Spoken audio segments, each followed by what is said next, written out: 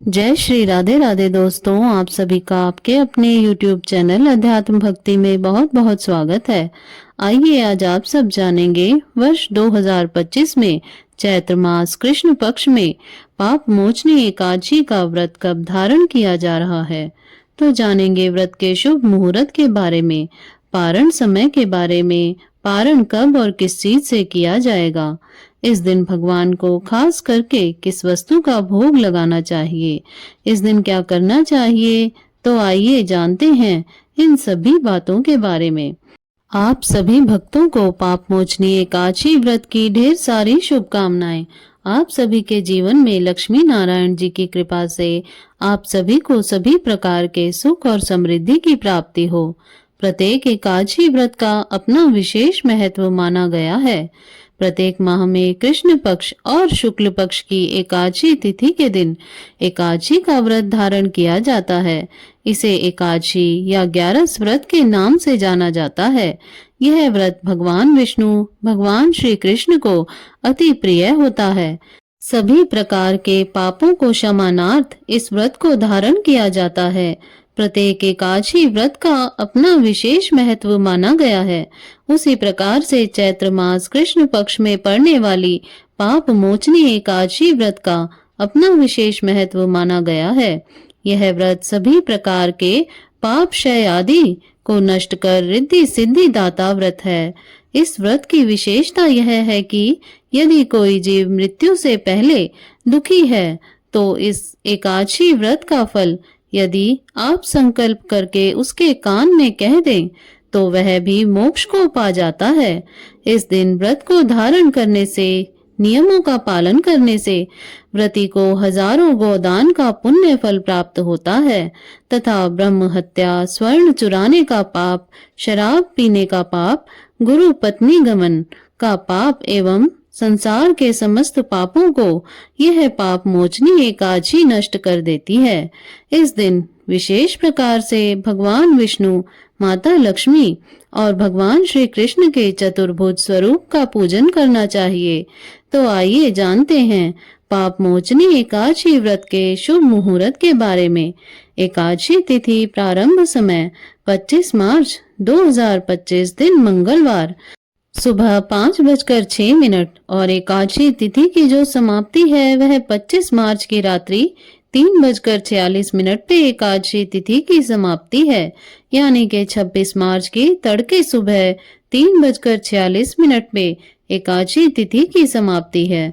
तो सूर्य उदय व्यापनी के अनुसार सभी भक्तजन 25 मार्च 2025 दिन मंगलवार को एकादशी का व्रत धारण करेंगे।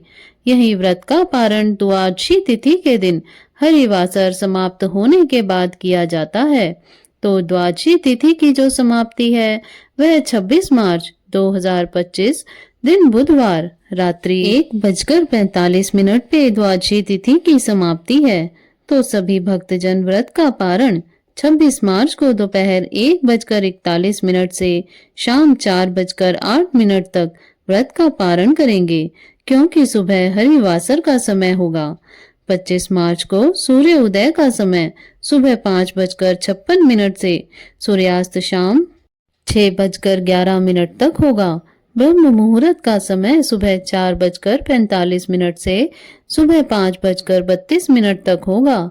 राहु काल का समय 25 मार्च को दोपहर 3:07 से शाम 4:39 तक होगा और 26 मार्च को दोपहर 12:03 से दोपहर 1:36 तक होगा। राहु काल के समय के दौरान कोई भी शुभ कार्य या नया कार्य नहीं करना चाहिए, इस बात का ध्यान रखें। एकादशी तिथि के दिन योग, जो कि शिव योग होगा, दोपहर 2:53 तक। उसके बाद सर्वार्थ सिद्धि योग होगा।